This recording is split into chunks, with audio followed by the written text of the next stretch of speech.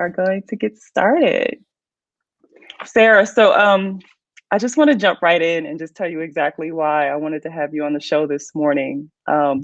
You are the epitome of someone who's like going after their dreams and creating the lifestyle that works for you.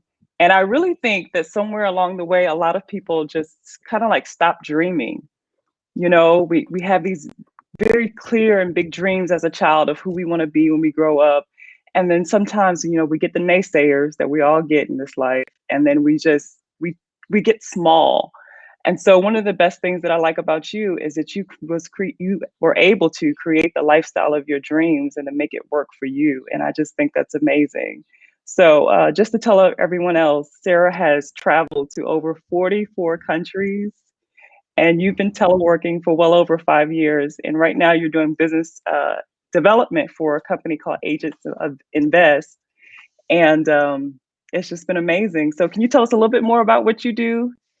Yeah, absolutely. So part of my job is helping individuals like you buy rental property. And so these aren't incredibly savvy investors that own thousands of units. They're Mhm. normal people like you and I that want to own rental property. And so maybe someone owns 10 units and they want to grow, or maybe they don't own a house at all and they're renting in an expensive city like San Francisco or Washington, D.C. Mhm. And my mastermind, our mastermind, Agents Invest Mastermind, they help people like that grow their passive income by adding rental properties. Then I wear another hat where I work with real estate agents. And that's where Okay. I get really excited because I was a real estate agent for what I joke was a hot 5 minutes. Because I realized that to be a really successful real estate agent, you need to like live and breathe a city. And I'm a traveler. And so I don't know what I was thinking when I was 25, like, yeah, I could live in Austin, Texas for the rest of my life. And Austin's so fun. And I can't wait for the world to open up again and visit. But the truth Mhm. is that I'm a traveler. And so I needed to create a job and a lifestyle that Mm. fit my goals and my dreams. And so you're exactly right. I've been working remotely for the last 5 years, all in the real estate space, which I kind of love that juxtaposition. It's such like a location dependent industry, but yet Yes. I've been working from my little MacBook all over the world. Oh my gosh, that's so exciting. So tell Thank everyone where you. you are now. So I am in New Zealand. So for anyone that's traveled New Zealand, I'm in Nilson. It is the northernmost town on the South Island. Okay, awesome. So as you were like just creating this lifestyle for you, did you have any like self-doubt or anything that came into play along the way? Or were you just always just this confident where you just knew that you were just a go-getter and you could just create this type of lifestyle to have this kind of balance? Yeah, I think some of your listeners may be like this. Do you guys ever like someone asks you like, "Oh, have you ever like made a three-point shot on the basketball court?" And you're like, "Yeah, of course I have." And then you're like, "Wait, have I actually? Like, I don't know if I've Yeah, actually ever like got the ball through the net." But yeah, sure, I could do that. Like I could yeah. do a three-pointer. And so I kind of approach life like that. So when I was 19 and I got an opportunity to go abroad, I was like, yeah, I know how to buy a flight and board a plane and do all of this. And it wasn't until I like got to the airport that I was like, I've never done this before. And so I don't know if that's confidence or if it's just like lying to myself like, girl, you got this. Like everything's going to be fine. Yeah, that's great though. That's really great. Yeah. One of the things that I also wanted to touch on is so we obviously know that the average household income is about 56,000 dollars a year. And so like what do we say to the average person who's making about $50,000 a year and they want to know like how can they get started as, in becoming an investor? Like what tips would you have for them? Absolutely. So you first really need to figure out, is this something that I want to do? And am I willing to live uncomfortably to get there? So Hmm. when you're making 55,000, you might be able to live an okay life in the United States, depending on what town you live in. But there's not a lot of extra cash. I mean, your kid breaks their arm, there goes $3,000 if that's your deductible, or your car needs new tires. You weren't necessarily expecting that. So trust me, I know what it looks like to have money that you think is going to be allocated for something, and then that savings just starts to deplete. Yeah. And so I'm not ignorant to the fact that a lot of people are struggling, Hmm. especially with 2020. However, we've seen more investors invest last Hmm. year than we did the year before. And so there is definitely this topic of passive income and financially independent on the tip of most people's tongues. And Yeah. I truly believe that rental property is the best way to get there. And so the logistics of that is you should figure out what your goals are. And if you're in a partnership, your partner has to be on board. Because if your spending is not the same or one person doesn't believe in the goal, then none of this is going to work. Yeah. Once you have that goal figured out. So for me, it's I want to have $8,000 a month in passive income in Okay. 5 years. And so I broke that goal backwards and started figuring out what are the action steps that I need to take. So I was analyzing properties, and before I dive more into that, the reality is that at 55,000, you can't afford a down payment on a house. You're just probably going to have to live in it and Yeah. find a way to have your primary house create income. So there's a few different ways to do that. There's actually like a catchy phrase for it nowadays. It's called house hacking. And so just like I'm into travel hacking, so I have credit cards that I kind of start building up points. So now I'm also into house hacking. And so what that looks like is when I was 27 years old, I bought a little 3-bedroom, 1.5 bath, and I moved into it and I started renovating it while I was living there. And in doing so, I turned it into a 4-bedroom, 2-bath. There was extra attic space, and we popped out over the garage. And I did all of that for less than $11,000 in renovation costs. So a lot of sweat equity. Wow. Yes. And my down payment was less than $7,000. And so I'm going to repeat that. My down payment was less than $7,000. And the reason for that is that you can put 3.5 or 5% down if you're going to live in the property. And then you only need to live in the property for 1 year. So that's exactly what I did. I ended up living there longer, but I moved into the house, renovated it, and then I immediately started renting out the rooms to roommates or tenants. Got it. And so this is where I usually lose a lot of people. They're like, hell no, I'm not living with roommates. Maybe I'm 37 and I have a husband. I'm not living with roommates.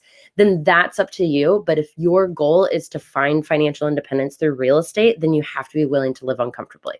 Right. So if that sounds terrible, then there's another strategy you can do. You can put your house on Airbnb, and every time it's rented out, you can go camping, or you can go stay at a friend's house, or you can go on vacation. There's that option. Then the second option is to buy what we call a multifamily. So a duplex or a triplex. So you live on one side and your tenants live next door. They don't live with you. You don't have to rent out a bedroom in your house. And that becomes a lot more ideal for people. Is it super great? Do you want to live next to your tenants forever? Absolutely not, or at least I don't. But 1 year, of course I can do that for 1 year. Definitely. So that's exactly what I did last year is I bought a duplex. And again, I put less than 5% down because I lived in the property. So again, that was about, I think, $7,000. And then my tenants in the bottom unit covered 96% of my mortgage. So I lived in the top unit for almost for free. And then of course, I don't mind living uncomfortably. So I got a roommate. So then I was making over $600 a month. And now that I've moved out and I've replaced myself, I'm making over $800 a month on that property. And that's making. God. So that's profit. That's not income. Oh, also. Yeah. You know, one of the amazing things that I really like about what you're doing is, you know, you're using your primary income to create like wealth and residual income for yourself. And so I think that's important. That was one of the things that a lot of people don't capitalize on, and maybe they don't even know how to get started. So my next question would probably be, okay, so you have a person, they have the income to invest in a property. How do they find out where exactly they should invest at? You know, what location, what type of characteristics should they be looking for? Absolutely. So it really depends on their goals. So if let's say I'm a wealthy single woman in San Francisco making $170,000, which sounds like a lot of money for people in the Midwest, but in San Francisco, that's probably pretty average. Yeah. And I know that I can't afford something in San Francisco that will, what we call cash flow, meaning I can't buy something that will then rent out and it'll cover the mortgage, taxes, insurance. So principal, interest, taxes, and insurance. And so I'm in San Francisco, so I'm probably going to look at, hey, I heard that this girl, Sarah, rents in Kansas City and she's making $800 a month profit on her Mm-hmm. duplex. Well, then I'm probably going to look in Kansas City, or maybe I'm going to look in a state like Tennessee where the cash flow is really good, or Texas. And it might feel uncomfortable to rent or buy something that I've never even visited the state of Kansas or Yeah. Missouri, but the cash flow is there. And so if my goal is to stack up cash flow, then I'm going to do that. Now let's take the same scenario in San Francisco. Let's say that now all of a sudden I'm married to someone who's making the same as me, $170,000. Now all of a sudden he and I together, we could probably afford something in San Francisco. And I might do that even though it doesn't cash flow, but maybe it breaks even every month because I'm building what we call appreciation and equity, or I'm focusing on appreciation as I build equity. And so those Okay. are two people both living in San Francisco with totally different goals. We have the single woman who's just wanting to look at cash flow. So she's going to look at what I call cash flow markets, typically in the Midwest. Or someone that's focused on appreciation is probably going to stick around and buy something in San Francisco. And so each person, Mm-hmm. again, that's why I said earlier that your first thing you should do is you should figure out what are your goals. Is your goals to build equity and appreciation and play the appreciation game? Or do you need that cash flow every month so that you can grow your portfolio? Got it. Got it. Okay, that makes a lot of sense. That makes a lot of sense. I always tell people I show up to these, events like I want to learn too. So it's amazing because, I'm able to learn from your experiences and your successes, and then obviously other people are learning as well. So when you're talking about investing out of state, how do you find the right people to network with and to partner with? And do you have any like horror stories or things like that that you can share with us? Yeah, absolutely. And what I love about that question is I think we always want to talk about all the bad stuff, but let's talk about the good stuff that happens when we invest out of state. So I have a Hmm. woman who lives in Seattle, and she and her husband, unfortunately, her husband lost his job with Mm, 2020 and all of the changes. And they were high income earners. And so they immediately were like, "Oh my gosh, we're going to have to completely change our lifestyle." But mm, the wife has been studying and really focusing on growing their rental property. So she said, actually, I think if we buy this fourplex in Tennessee and then we buy another duplex or a fourplex, we could actually replace part of your income with the rental income from these properties. And so wow. that's exactly what she did. And she ended the year not only replacing her husband's salary, so he doesn't even have to go back to work yet, but Nice. they also became accredited investors, which I won't talk about on this because it's a whole nother thing. But if for anyone listening knows what that means, it's a huge accomplishment. And she came to this country not speaking English, grew up on a dirt floor. And because she's discovered out of state investing, she was able to do all of that within 7 months. Wow. Oh my Really goodness. incredible. That And really so is. it can be really scary, but so is investing in anything. If you're investing in yourself or you're investing in a small company or in the stock market, investing is risky. It's part of the game. And so what we do is we try to eliminate a lot of those risks. And so part of my job at Agents Invest is building relationships with real estate agents in these different towns. And so kind of the cheeky answer to your question is if you're interested in out of state investing, come join Agents Invest because we'll give you, but that's exactly what we do. So if you're interested in out of state investing, you can join our community. I will introduce you to the agent. The agent will introduce you to a property manager, which is, in my opinion, more Hmm. important than the agent. Yep. Then they'll also introduce you to the general contractors. And so it's really like handing you off to a team that's on the ground and established. And for me, and just like yourself, like my time is really valuable.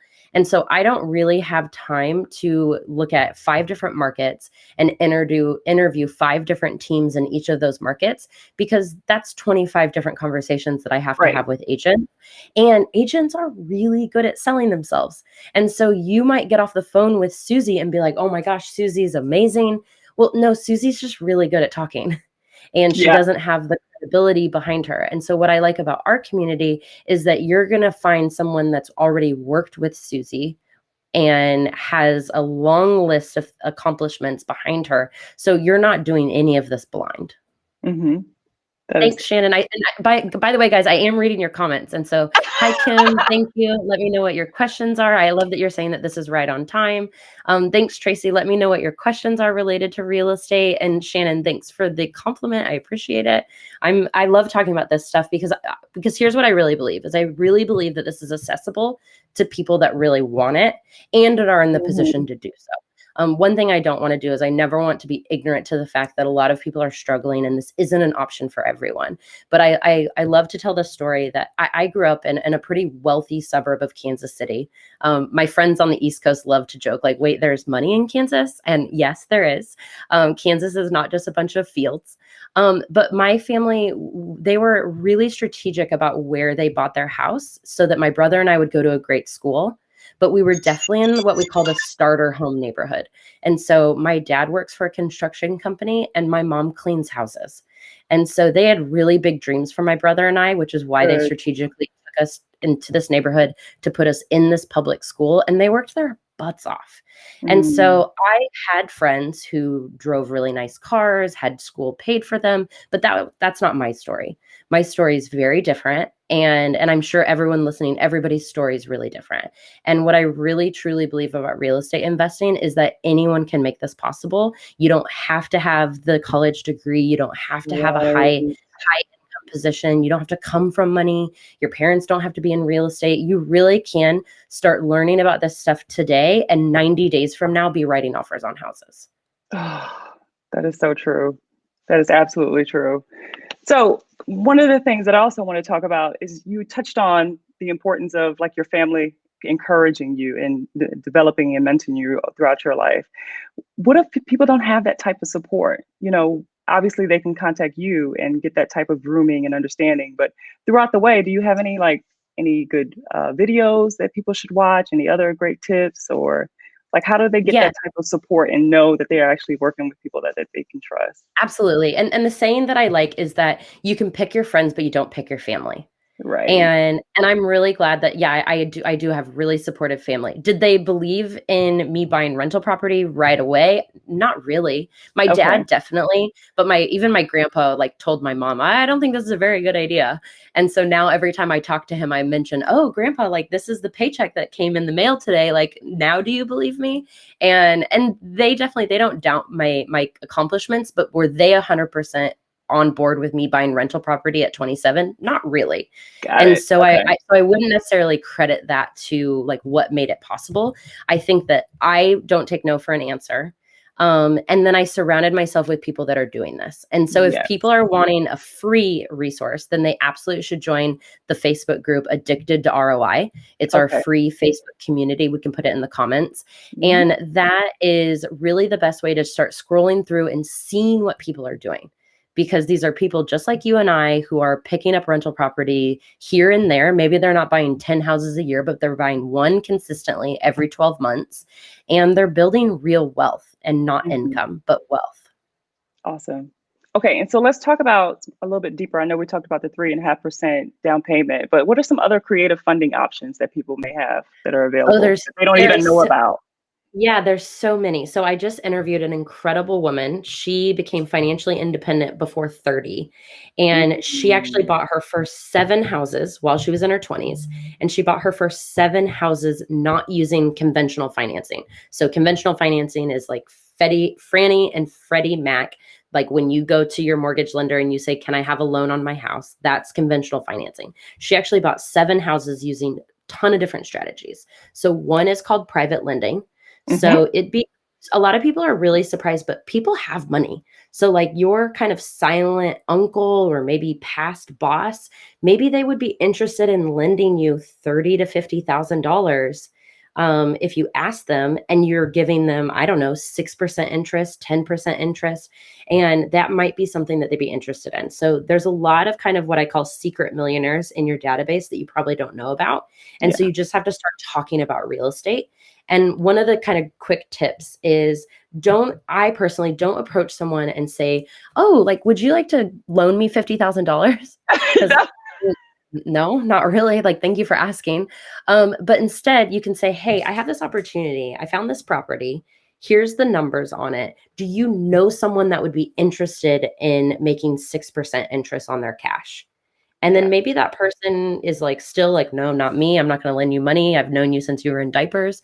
Or they're like, yeah, actually, I'm not interested, but my colleague, I know that he has some extra cash and he might be interested. And so approaching people, so that's private lending. The other option is what's called hard money lending. And I can recommend you guys to a really great hard money lender. And what they do is they essentially make a business out of lending money to investors and flippers.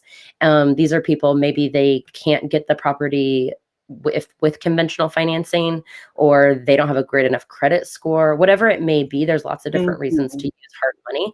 If anyone's interested in using the BRRRR strategy, they can use hard money. So that's another option. The other is you can approach someone that you know, and you can ask them to take a HELOC on their property, or if you already own property, you can do a HELOC.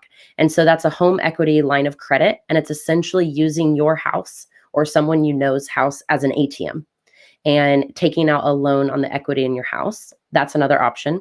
If you already own a property, you can look at cash out refinance. I think most people in 2020 already probably did refinance with the low rates that we've been seeing. But imagine if you pulled out that $30,000 and instead of spending it, you then turned around and bought some real estate property with it. So that's another option.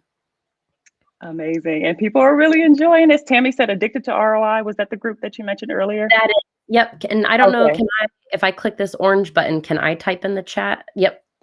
No. We have someone's typing all that information in now. So everybody, if you have any questions, just go ahead and type it into the chat box, and we'll make sure we leak all of this information into the chat caption as well. Okay. So yeah. So so tell me about like your day-to-day life. And I want you to tell the story about your van life too. So what is life like for you right now? I'm sure people are like, this girl is insane. She like lives with strangers. She like travels the world. Now, wait, what? She lives in a van? Like, so, and thanks, Sean. So yes, so what you just put in the chat, the inner circle, that's our paid membership. And so as a part of the paid membership, we have weekly events. We do group coaching every week. So we have conversations just like this, where we go into a lot more detail. A lot of people are just kind of writing down notes during those coaching calls. They're all recorded. If you join the inner circle, then you get access to all of our investor database. So that is all of the agents that I build relationships with. I can introduce you to them, all of the property managers. You get all of that. That is a paid membership. But I'm really not here to sell anything except for maybe the idea of investing in real estate and living a really big life. And so if anyone's interested in joining the free Facebook group, it is called Addicted to ROI, and it's on Facebook. And so what does my daily life look like? Gosh, I mean, every day is so different. So yesterday, I'll use yesterday as an example because it was Monday here. It was Sunday for you guys. So I take Sundays and Mondays off my time, and I'm using it as an example because it was very productive. It was not a Sunday, so it's going to make me look really good. But, so I woke up yesterday and I went on a hike, literally out my front door, about maybe like a 15-minute walk because I'm really slow. And it was an hour hike, almost straight up to the actual geographical center of New Zealand. It just happens to be in this town and in my backyard. And I'm on the hike. I have my AirPods in and I'm listening to an audiobook. And I'm just like, how is this my life? Like, how did I get so lucky that this is like what I do on a normal Sunday? Whereas a lot of people have to travel like long and far to get a beautiful hike, or make really big sacrifices to do something like that on a Sunday morning. And so it definitely isn't, it doesn't pass me by how incredibly lucky I am.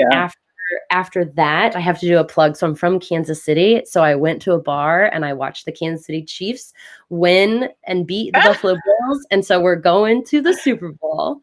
So you can take Bucks. My husband's on here, so he's going to be very excited to see that game. Yeah, I'm very, very excited.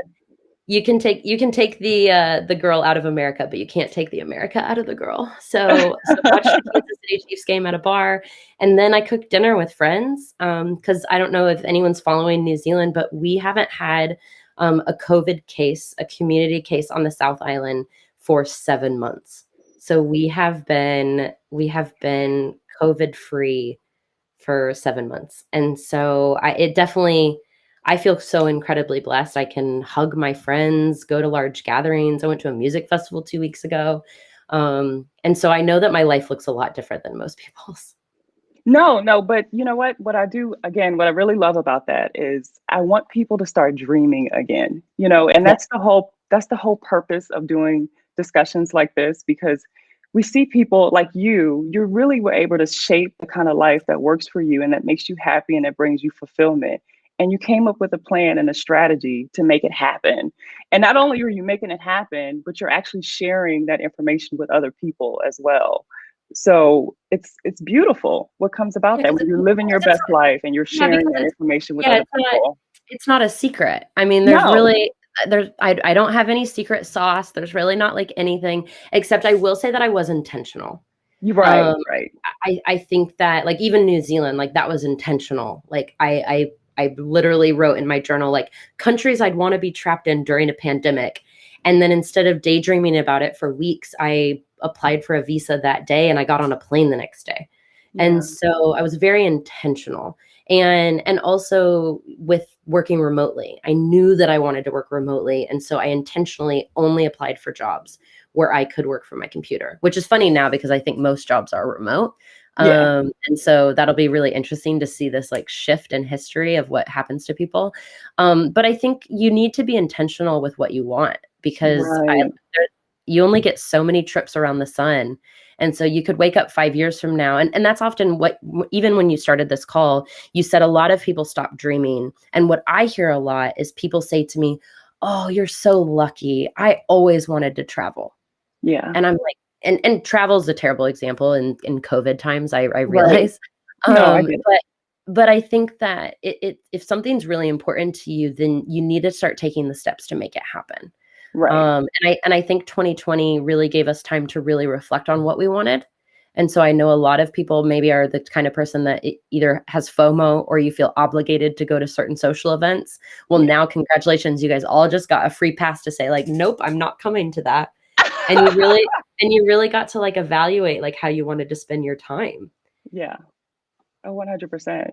I love the idea about, I mean, obviously, it sounds like you believe in a vision board essentially, or at least jotting Absolutely. down. Yeah. So I'm really big on vision boards as well. And a lot of people in my circle are. And I just can't, like you said, I can't stress the importance of like actually taking an idea and writing it down and just taking action on it because things do come to fruition, like what you said. So, like, how structured and detailed did you have to be with your day-to-day life to get to where you are now? I don't think as structured as people think. Okay. Um, and maybe I'm not giving myself enough credit with how disciplined I am, but I think there are definitely I think one thing that you should do is focus on the activities and not the results. Mm-hmm. So what I mean by that is like my health. So of course I'm trying to lose weight and be healthier, like most Mm-hmm. people, I'm sure. And instead of being focused on the number on the scale or how many push-ups I can do, which is like basically zero, I focus on the activities. So I make sure that there's vegetables in every meal. Like I said, I go on hikes and I focus on the things that I'm doing rather than obsessing over how many calories I'm intaking or how much weight I'm losing. And I do the exact same thing with real estate investing. And so with right now, it's really difficult to get your offers accepted. And Mm-hmm. so instead of focusing on how many properties I'm adding or how much income I'm adding, I'm just focusing on the activities. So I'm analyzing at least 5 deals a day, every single 5 days a week. I try to take the weekends off, which I'm still really bad at. Um, but I'm focusing on the activities. And so I think that for anyone that has a goal, you really have to break it down to actionable steps. And Mm-hmm. then you just have to show up every day. And if you don't show up, you don't like, for example, with eating, like if you eat terribly one day, you're not like, okay, like the rest of January is done. I'm just going to eat like crap every day for the rest of the week. No, you pick up the next day and you start eating better and you make better Mm-hmm. choices. And so I think it's the same thing with any goals. Like if you didn't analyze 5 properties today, then maybe tomorrow you make sure that you do 5. And if you have extra time, then you do 10. And you Right. just focus on the activities that build this. Awesome. That's Yeah. amazing, amazing advice. And everybody's loving that. Tracy, Shannon. Yep, I see your comments. Yep, they're loving it. So I want to also ask you, okay, so we have a first-time investor. Let's say we have someone on here and they just want to get started. What's your best advice that you would give to them? Um, don't read any books. Don't read any because books.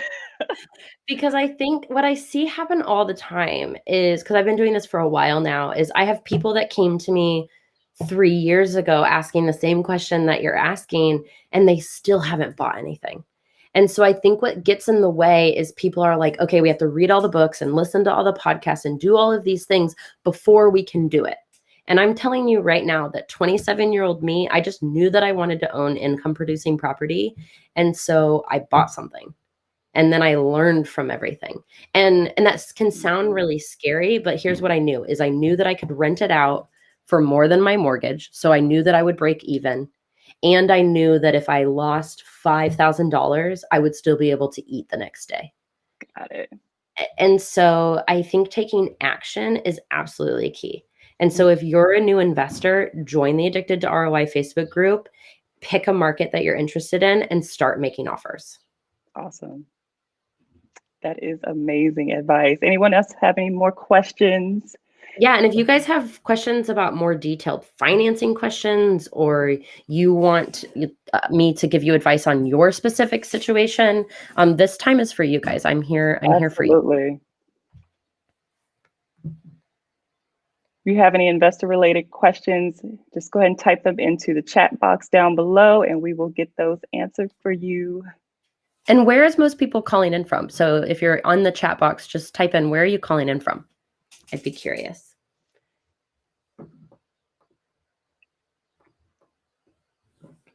I know we have some people from Florida, from Georgia. Those are great places to invest and pick up. Louisiana, yep. I have a team in Louisiana. I have a team in Tampa, Jacksonville, Atlanta, Augusta. Okay, all right, how did you do your market analysis? Oh, I love that. So market analysis, there's a few different factors that I look at. I look at population growth. So are people moving to the city or away? And actually, I think U-Haul did a study, either they published last week or I just read it this morning. So U-Haul did a study on where one-way U-Hauls are going. And I don't have the list memorized, but I saw Kansas City on there, Nashville, Tennessee. And so you want people to be moving there. So population growth. The other is you want to look at wage growth. Are people making more money year after year, which means can they pay more rent year after year? So population growth, wage growth, crime, you want to look at, is this crime ridden? Is it safe? Are my rentals going to be safe? Are my tenants going to be safe living there? Crime's really interesting too. I call this kind of like it's not quite black and white. Like it's a very gray report. So Kansas City is an example. It really depends on like street by street. So I would look at a crime report of Kansas City and I'd say, oh, wow, it's like crime ridden. Okay, first of all, it's very petty crime and it's really dictated by what street you're on. And so that's where your like market expert becomes even more important, because I can call my realtor and give him an address and he can say, nope, don't buy that. But then I can send him an address that's 2 streets over and he can say, yes, all day long, that's a great rental. And so you really need to rely on an experienced investment savvy agent. Do not just call an agent. Do not call your cousin's sister's, like once was a dentist technician and now she's a realtor. That's not who you want to you want to work with someone who this is what they do and they own rental property. I wouldn't work with a real estate agent that also doesn't own rentals because they just don't get it. And so what did I say? Population growth, wage growth, crime, job growth. So are there more jobs coming in or are there less jobs? This is really important. Pay attention to military bases, universities. Are factories closing or are they coming in? And so those are probably the 4 things that I look at when I'm analyzing a market. And honestly, if you live in a market and you can buy something and then rent it out and make money, buy something in your backyard. You don't have to buy something out of state. I personally like it because it kind of gives me some variety in my portfolio. But if you live in these markets, like I don't know where Riverview is, but Florida is an incredible market. Orange Park. I used to live in San Marcos in Jacksonville for, again, a hot minute. Tampa is an incredible market. It's actually probably one of my favorite markets in Florida. And so, Tammy, I would highly recommend picking up a rental property in Tampa. DC is a little bit difficult. It's pretty expensive, Shannon. And so depending on your income, it might make more sense to buy something out of state. All right. And I see Kim just said she's been interested in buying a multifamily unit in the past, but she's been too afraid to jump in. Yep, doing too much reading. So that goes right back to what you've been saying, Sarah. Like Well, put that's the why. book down. Well, also, I mean, your question. It's like people love talking about horror stories. I mean, it's why we love watching reality TV. It's like watching a train wreck. Like people aren't watching all day long just like happy success stories. We're watching like disasters on television, and it's because Hmm. it's a bit addicting. And so I think people love to talk about all the terrible things that happen when you own rental property. But I'm here to tell you that I've never gotten a call at 3 a.m. Well, depending on my time zone, maybe it's 3 a.m. for me, but they're not calling me at 3 a.m. their time. I've never had that happen. I've never had like a roof collapse or a fire. But here's the thing, if those things happen, and that would be absolutely tragic, you have Hmm. insurance, you have liability insurance, you have things to protect you. And so bad things are going to happen. Like Hmm. that's just life. And bad things are going to happen when you own a rental, but you also need to focus on what's all the amazing things that could happen by owning rentals. And I'm Hmm. here to tell you that I make $1,200 a month in passive income without really doing anything. And I never thought that to be possible. Like if you had told 23-year-old Sarah that I'd be traveling the world and making mailbox money, I would have been like, okay, am I marrying rich? Like, how am I doing that? And so this really is possible. I love that. $1,200 in residual income a month. That is Oh, amazing. Tracy, there is this incredible restaurant. I think it's called Biscotti. Have you had the bread pudding at Biscotti in San Marco? It's so good. And I may be pronouncing the restaurant wrong, but I think if you know what I'm talking about, then you know. Let's see what she says. You know, another great thing about this conversation is like when you think back to like the 1970s when women couldn't even have their own line of credit. You know what I Yeah. mean? So like I feel so privileged to be here and have this conversation with you with all these other amazing women that we can even like come together and strategize and like share information so we can just continue to feel empowered. I mean, that's like the beauty of this discussion. And I'm just Yes. And wasn't last week, like regardless of your political party, but last week I think was just this like moment of relief for me because moving forward, like children will never question what women are capable of.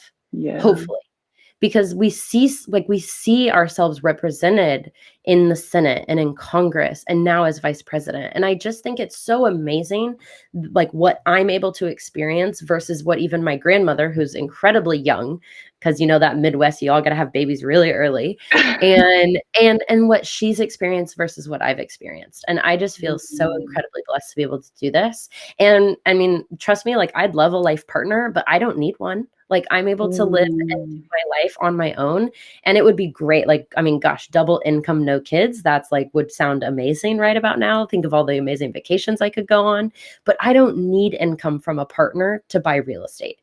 And so I hope everyone in the back hears me when I say that because it's Yes, really is possible by yourself. yes. And that's, you know, there's beauty in that too, because if you decide to find a life partner, you know, you're going to be together because you want to be together, not because you need to be together. And to me, I think that's more enjoyable. So Yeah, I think that's very absolutely. empowering. And then thank you for sharing that. So Tracy said, yes, that's how you pronounce it. Oh, that bread pudding. I mean, I lived there ages ago, but I still think about that restaurant. Also because I knew the owner. She was this lovely woman. And so, but yeah, that's super fun. I see Sean's in Huntsville. That is an incredible cash flow market. And so you can pick up properties I think you can pick up a duplex for like 180,000 and then turn around and rent it for like 700 aside. So it's a really good market to pick up small multifamily properties. Awesome. Awesome. You know, another question that I want to ask you that I think you probably definitely already outlined for us today, but I want to ask you if you can define happiness for yourself. And the reason why I asked that question is because I think it's very important for women to define what happiness and what their life should look like, you know, versus someone else telling us how we should live our life. So, what's happiness for you? Ooh, I love that. So first, I think I'll be transparent with you guys. There's something that I've been struggling with, especially probably more so in my 20s than I did in my teens, which is being affirmed from other people. So when I got a job, I wanted to be the best at my job. And so how did I feel like I was being the best at my job? Well, first, was I being compensated the way that I wanted? Not really. And then also was my boss telling me that I was doing a good job. and also like were people recognizing my accomplishments. And so that's really something that I've had to work on, because I can't rely on the actions of others to dictate my happiness. Yeah. And so that has definitely been something that I've personally worked on. And so if anyone in the group kind of resonates with that, you can't rely on other people's actions to make you happy. And so I think exactly what you just said. I think I really like, okay, what actually makes me happy? And frankly, it's the simple things. Like, it's really good coffee. So I bought this really nice, I call it a percolator, but I've been told that's not actually the right word. It's one of those like Italian cafeterias. And so I bought one of those because I know that I like good coffee. I need to go outside. And so even when I'm really stressed and really busy, I make sure that I go outside. I'm sure people listening, if you're attending even something like this, I'm sure you're the type of person that loves like self-improvement and educating yourself. And so I love listening to a podcast, an audiobook. Like, some people that feels like work, but for me, I like love being fueled and like fueling myself. And so I love popping in my AirPods and going on a walk outside. Like, yesterday's walk with an audiobook was like made me incredibly happy. Oh. And then I'm an extrovert, and so I love being with people. I know that some people, like, they spend time with others and it starts to like drain their energy. I think I really get filled up. But one thing I've realized this last year is that I'm really careful about who I spend my time with. So there are some people that I was finding myself, I would leave the phone call and I was feeling worse about myself. And kind of what you said about picking your family, picking your friends is, I mean, you get to choose who you spend your time with. And it now, probably more than ever, like, you don't need to feel obligated to spend time with other people. And so you can really distance yourself. And so I did what I called taking inventory. So I took inventory of who in my life makes me feel like the best version of me. And so I'm really lucky that there are a few friends that just make me feel awesome. Like, I get off the phone with them and I'm like, I'm going to crush my goals, and I'm going to like, I'm a better version of me because those people are in my life. So I make sure that I make time for them and I schedule a Zoom call with them when I can. Whereas there's other people in my life that maybe the conversation doesn't quite go the way that I want. And so I frankly spend less time with them. I love that. Angela says audiobooks are excellent. So tell me a little bit more. I love how you talked about just here taking inventory. I love how you just spoke about really refining your circle. And so I think that's something very important that we need to put more emphasis on as we continue to elevate ourselves and elevate our life, cultivating a group of people that are going to like empower us and make us feel amazing, even when we have moments behind closed doors where we just don't feel that strong.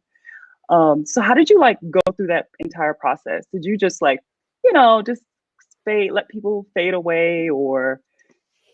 Yeah, yes and no. Like, at first, I think it was kind of not like, it did start to like fade away. I think for anyone that's like moved away from their childhood home, or maybe you married into a different friend circle and now you hang out with those friends, or for me, it's like as every year passes that I get further and further away from university, like my friend group changes. And the really cool thing about the internet, there's so many things wrong with social media that I obviously am not going to touch on. But the great thing about social media is that I can now join a group for women who love business and love travel.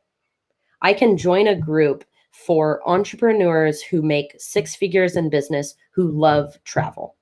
And so that's exactly what I did. I joined the Digital Nomad Girls community on Facebook, and I joined the Dynamite Circle. And now every week I have a mastermind with the Dynamite Circle. And these are entrepreneurs that are absolutely killing it in business. They either want to live abroad or they already do live abroad. And so we have conversations like, how can we get a second passport? How can we increase our lead generation through our lead funnel? And like, these are not like, for a lot of people, those are like not sexy conversations. But for me, like, I'm like, oh yeah, you should do this. And then you should do this. And hey guys, will you look over my sales page? Because I'm launching my first virtual summit in February. Like, what do you think about this?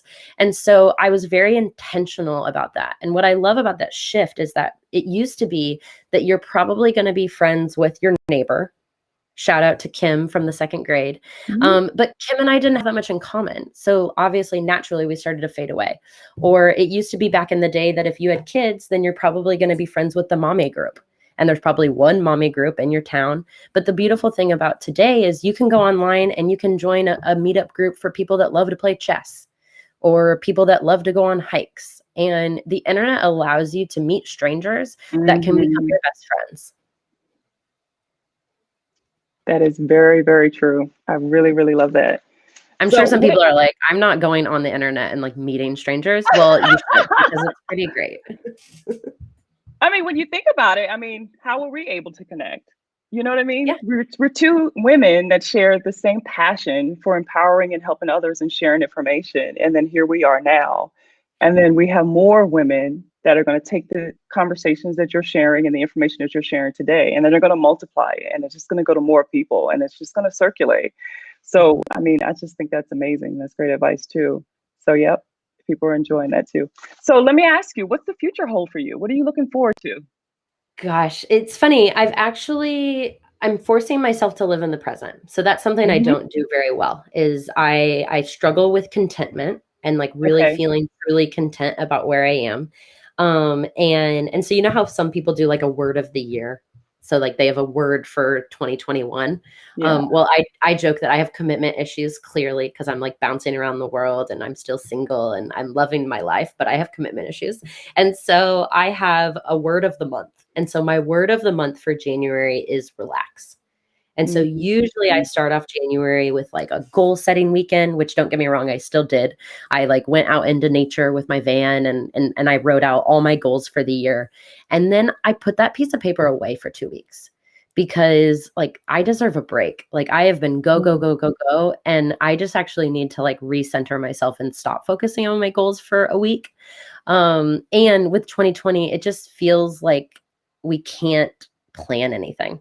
And so like I came to New Zealand, you guys, I thought I'd be here for 90 days. Like I thought I'd be here for 3 months. I arrived here March 15 of 2020. So that was 10 months ago and I'm still here. And so you guys, you would die. Like I came with a carry-on backpack because I just happened to be like somewhere else for the weekend when I decided to come here. And so everything that I own, everything that I wear, I've just been slowly like building back up my wardrobe while living here. But this was never the plan. The plan wasn't to be in New Zealand. And so I think with COVID, it makes it near impossible to plan ahead.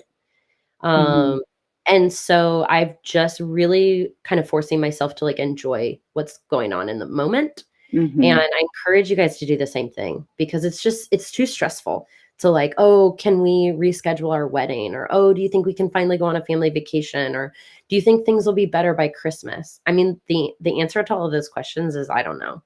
Yeah. And so that's really my kind of transparent and frank answer. But as far as like my goals for myself, I have so many fun things. I do think that maybe not this year, maybe, but there's a book to be written about what I'm doing. And there's not enough voices of female real estate investors out there. And so there's definitely a book to be written. And so that will definitely be in my future. I am going to do a lot more hiking this year. That's like kind of actually my like number one goal. Obviously I have real estate investing goals, but I'm really just wanting to focus on what brings me joy and what makes me happy. And so I have some really cool hikes that I'm forcing myself to actually take days off work and do. So I'm doing my first, what's called a through hike. So you actually get dropped off in one location and then you hike from hut to hut. And so you like carry your sleep. You don't have to carry a tent, but you carry a sleeping bag and then you sleep in this hut along the way. So it'll be like 8 to 15 miles a day. And I'm really looking forward to that. Oh, that sounds amazing. And it's on the beach. I mean, you guys, it's going to be absolutely gorgeous. If you're not already, follow me on Instagram. I'll be posting my Instagram handle is Sarah D. Weaver. And also feel free to PM me if you're getting serious about real estate investing, message me. Don't ask me what books to read, but you can ask me anything else. Oh, this is awesome. LaBarbara said, yep, it's very important to cultivate your circle. Positivity takes you up. Negativity takes you down. It's very true. Yeah, Barbara, what I found is someone way smarter than me told me to make a yes and no list. And so I realized really quickly, I'm not a huge reality TV fan, and I'm not knocking anyone that is a reality TV fan. But what I found that was when I was feeding myself with reality TV or too much news, it was making me really negative. Mm-hmm. And honestly, like life is hard enough. I don't need to make it any harder. And so I really limited my TV, and it sounds silly, but it made such a big difference. Yeah. Made such a big difference. And then I kind of upped the number of hours that I was talking to friends that like really lift me up and make me feel like really jazzed about life. And that made a huge, huge difference. Yeah, I think that's very important. That's amazing. You're giving such great advice, Sarah. You're so awesome. Oh, well, We're gonna. thank you. I mean, it's been a joy to hear your knowledge and just to be in your presence because I can also tell that you're a very positive and uplifting person. And just the information that you shared with us because like what Angela said, knowledge is power. So I'm just so grateful that you were able to be candor, have candor with us and just openly share with us your wisdom and your experiences. And we are going to be sure to link all of your information down below. But like Sarah said, we are going to be looking forward to this book. So we are going to follow you, of course, on Instagram and all of your social media handles. And we just look forward to continue to grow and join this journey with you and become investors as well. So any Thank you. last words that you wanted to bestow upon us? No, just that no question is too silly. And so if you guys have a question about real estate investing or traveling, then just ask it because if you're wondering it, someone else is wondering the same thing. So definitely Mhm. reach out, comment. I think it's probably actually best if you comment in the comments with your questions, and I'll be sure to check back in. Because if you have the question, somebody else probably does. And I'd love to keep the conversation going because I really think you can add a rental property this year if you want to. There you go. I can't think of a better way to end this conversation. Add a rental property this year. 2021 has just begun. You can definitely do it. Thank you, Sean, for adding all Thanks, of Sean. Sarah's social media handles. Sarah, thank you so, so much. Again, we're going to link all of your information in the chat box. And I just really appreciate you taking the time to share your information with us. So Absolutely. let's Thanks for all having me. bloom together. And I guess we'll see you next time. Thank you.